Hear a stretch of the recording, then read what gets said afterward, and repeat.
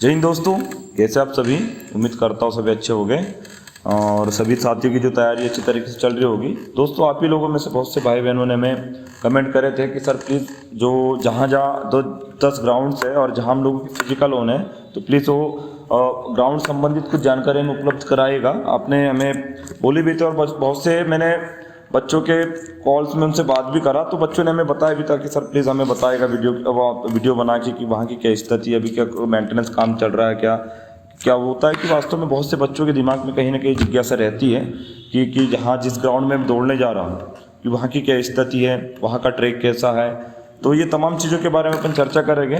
मैं उसके पहले बता दूं आप लोगों को दोस्तों कि मैंने इसके पहले भी जो आपका जो अपना जो चैनल है, चैनल पे मैंने प्लेलिस्ट बना दिया और प्लेलिस्ट में इसके पहले मैंने जबलपुर का, भोपाल का, ग्वालियर, इंदौर और जो बालाघाट ग्राउंड्स है, ये ग्राउंड्स के बारे में मैंने ऑलरेडी इसके पहले वीडियो बना चुका हूँ। मैं कोशिश करूँगा कि उनको भी जो न्यू अपडेटेड जो भी वहाँ की जानकारी होगी मैं आप लोगों को उपलब्ध कराऊँगा। तो आज हम बेसिकली बात करने वाले दोस्तों रीवा ग्राउंड के बारे में, जहाँ पे जो रीवा रेंज के जितने भी बच्चे हैं जिनका वहाँ पे फिजिकल होना है उस संबंधित अपन बात करेंगे। साथ ही हम बात करेंगे कि वहाँ पे क्या क्या कौन कौन सी चीज़ें और वहाँ की क्या यथास्थिति है, सब चीज़ों के बारे में हम अभी चर्चा करेंगे। तो चलिए अपन बात करते हैं नवी वाहनी परेड ग्राउंड रीवा के बारे में। तो इस क्षेत्र की हम बात करते हैं दोस्तों, तो ये क्षेत्र आप लोगों का रीवा में एक चिरोला क्षेत्र पड़ता है। तो वहाँ पे आपका नवी वाहनी या परेड ग्राउंड है। चूँकि मैं आप लोगों को बता दूँ, मैंने रीवा से ही मैंने ट्रेनिंग मेरी पूर्ण करी है। जब मैं सिलेक्ट हुआ था तो मेरी जो प्राथमिक जो ट्रेनिंग हुई है, ट्रेनिंग आपके रीवा से ही हुई है। तो मैं वहाँ के क्षेत्रों को भली भांति जानता हूँ।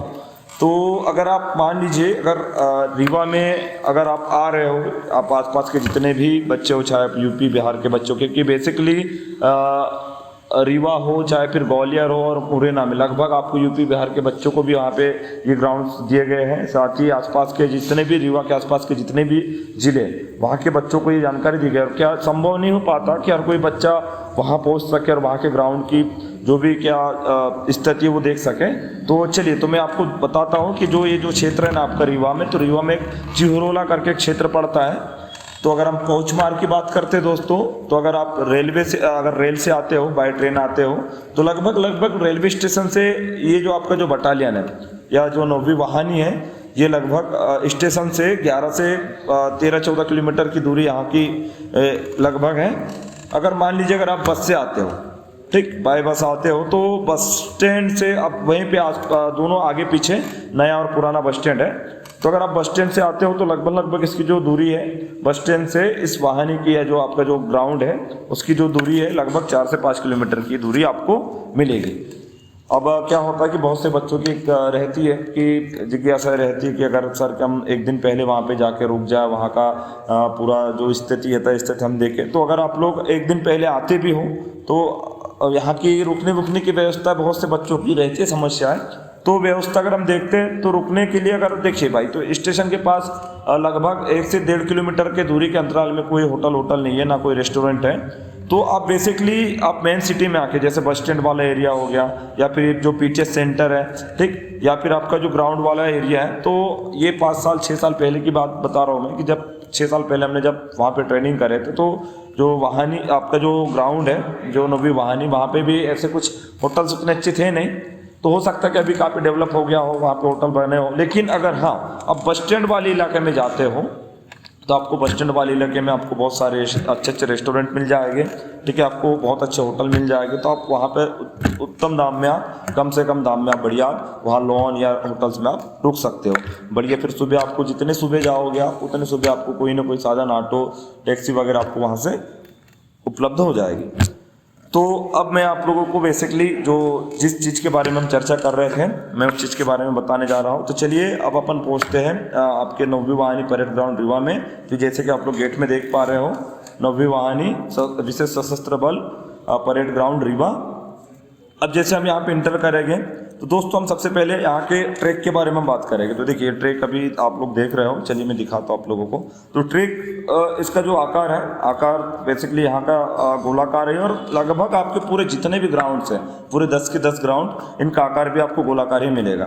देख रहे हो आप लोग, जैसे अभी यहाँ पे मेंटेनेंस का काम चल रहा है, अभी खुदाई उदाई हो चुकी है, अभी देखिए बजरी डल गया उसमें, ठीक। तो बढ़िया आपका जो ट्रैक है ना दोस्तों, मैं बता दूं बढ़िया, ना कोई ऊंचा है ना नीचा है, ठीक है, बढ़िया प्लेन है, ठीक। और बढ़िया इसमें अगर बारिश हो भी जाती है, हल्की हल्की अगर बारिश हो भी जाए तो यहाँ पे बढ़िया जो बारीक वाली जो काली बजरी होती है ना, ठीक है, जो जिसको आप डस्ट कहते हो, वो डाल दिया गया इसमें, आप देख रहे हो, ठीक। और ग्राउंड ऐसा कुछ नहीं है, बहुत से ग्राउंड्स ऐसे होते हैं कि आप लोग जहाँ अभी जनरली जहाँ आप लोग प्रैक्टिस कर रहे होगे, तो हो सकता है कि वहाँ पे तो एक तरफ ऊपर हो सकता है, एक तरफ डाउन हो सकता है, ठीक। लेकिन ये जो ग्राउंड है बढ़िया प्लेन है, समतल है, और इसी में एक साइड में लॉन्ग जंप और गोला फेंक के लिए इसी में आपको ट्रैक बना दिया जाएगा। साथ ही में अगर हम बात करते हैं, मान लो कि भाई आपको इसी बीच अगर ग्राउंड में आपको कुछ जूस वगैरह पीना या फ्रूट्स वगैरह खाने, तो आपको बढ़िया वहाँ स्टॉल लगे मिलेंगे। साथ ही मेडिकल टीम भी आपको वहाँ पे उपलब्ध कराई जाएगी। तो बस ये जानकारी थी।